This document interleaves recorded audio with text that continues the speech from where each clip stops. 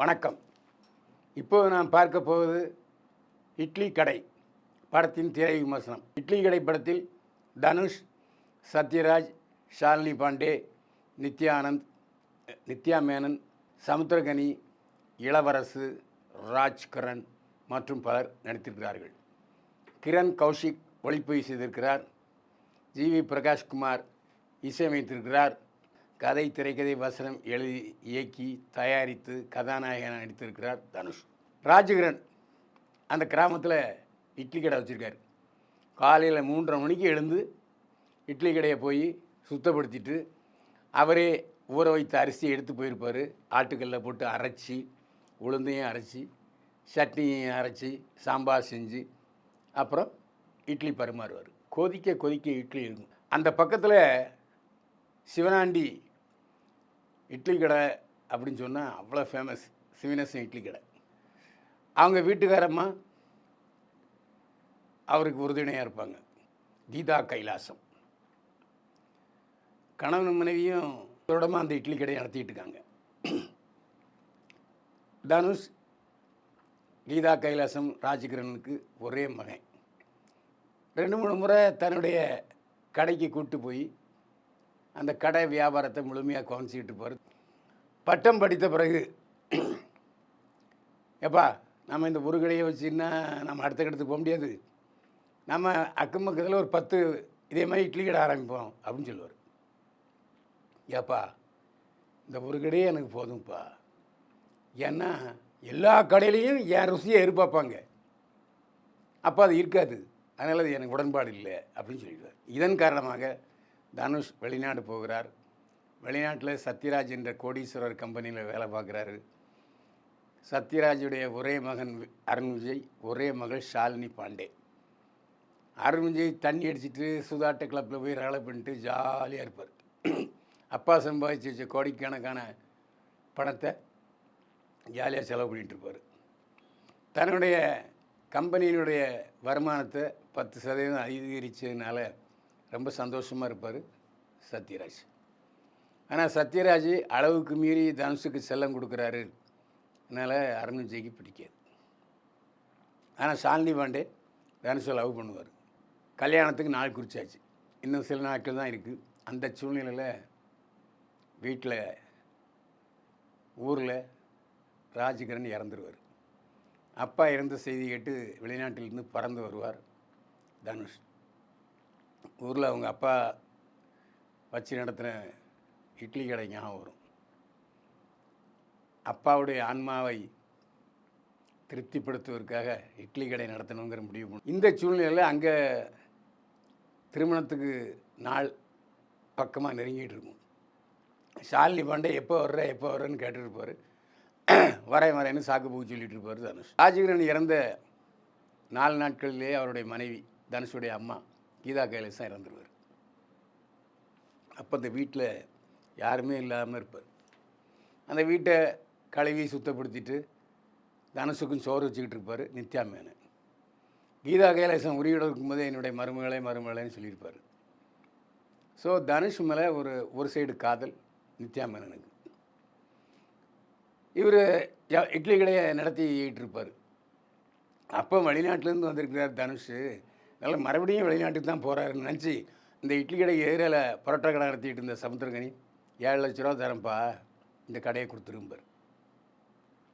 ஆரம்பத்தில் சம்மதித்த தனுஷ், இல்லை நான் அந்த இட்லி கடை நடத்த போகிறேன்னு சொல்லிட்டு வந்துடுவார். ஸோ அங்கே ஒரு வில்லை ஆரம்பிச்சிட்டான் சமுத்திரகனி. இன்னொரு வில்லன் யாருன்னா அருண் விஜய். தங்கையை கல்யாணம் பண்ணிக்க மாட்டேன், நான் வெளிநாட்டுக்கு வரமாட்டேன்னு சத்யராஜ்கிட்ட சொல்லிடுவார் தனுஷ். உடனே அந்த சத்யராஜுடைய பையன் அருண் தனுஷ் அங்கேருந்து நான் அவனை கட்டி இழுத்துட்டு வரேன்னு சொல்லி வந்துடுவார்.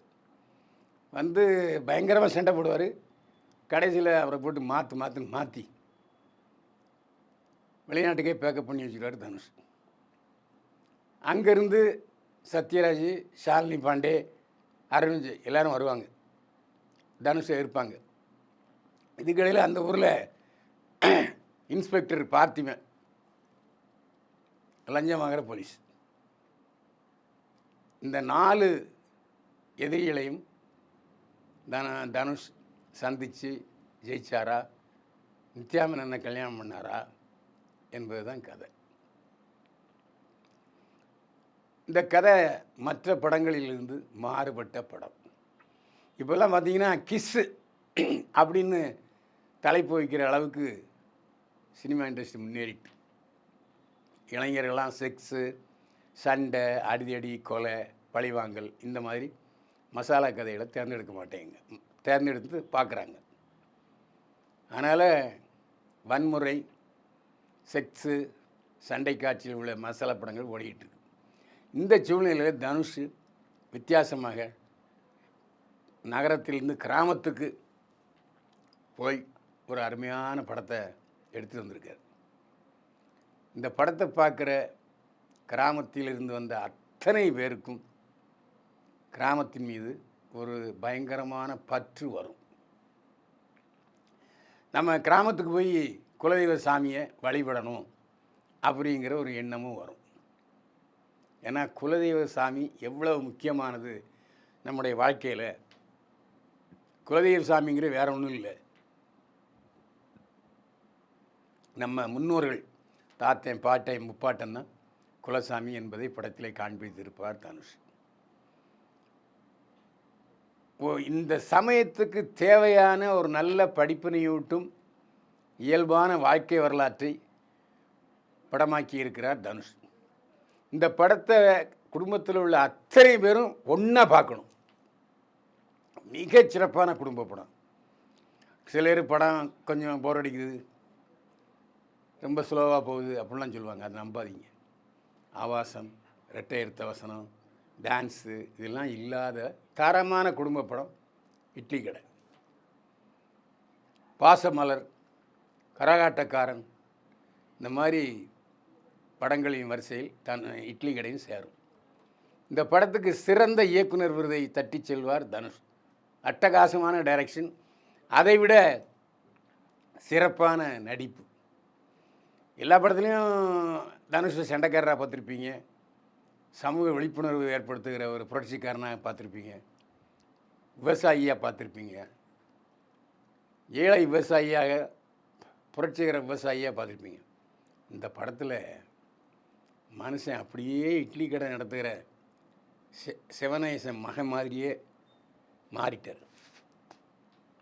நான்லாம் படத்தில் பல இடங்களில் அழுதுட்டேன், மெய்யாலுமே அழுதுட்டேன். எங்கள் ஊர் ஞாபகம் இன்னும் என்னுடைய மனதை விட்டு செல்லவில்லை.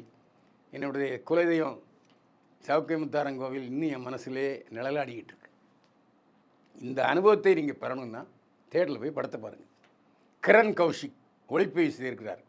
பேங்காக்குடைய பிரம்மாண்டம், கிராமத்தினுடைய அழகு, பச்சை பசையில் அழகு, இதெல்லாம் காட்டியிருக்கார்.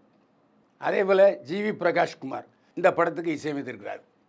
வழக்கமாக அனிருத்து தான் தனுஷ் படத்துக்கு இசையமைப்பார். இந்த படத்தில் அனிருத்தை விட கூடுதலாக நம் மனதை கவர்கிறார் ஜிவி பிரகாஷ்குமார்.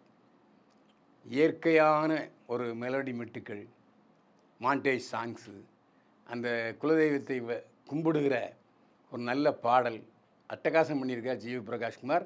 பின்னணி இசையும் தூக்கலாக இருக்குது. இந்த படத்தில் இட்லி கடை படத்தில் தனுஷின் நடிப்பு உயர்ந்ததா, தனுஷுடைய இயக்கம் உயர்ந்ததான்னு பட்டிமன்றம் வைக்கலாம். அந்த அளவுக்கு நேர்த்தியான இயக்கம், அழகான நடிப்பு. நான் ஏற்கனவே சொன்ன மாதிரி தியேட்டரில் போய் குடும்பத்தோடு படம் பாருங்கள், நான் சொன்னது உங்களுக்கு புரியும். பைல்வான் பார்வையில் இட்லி கடை படத்துக்கு 100க்கு 70 மதிப்பெண்கள். மீண்டும் சந்திப்போம். வாழ்க வளமுடன்.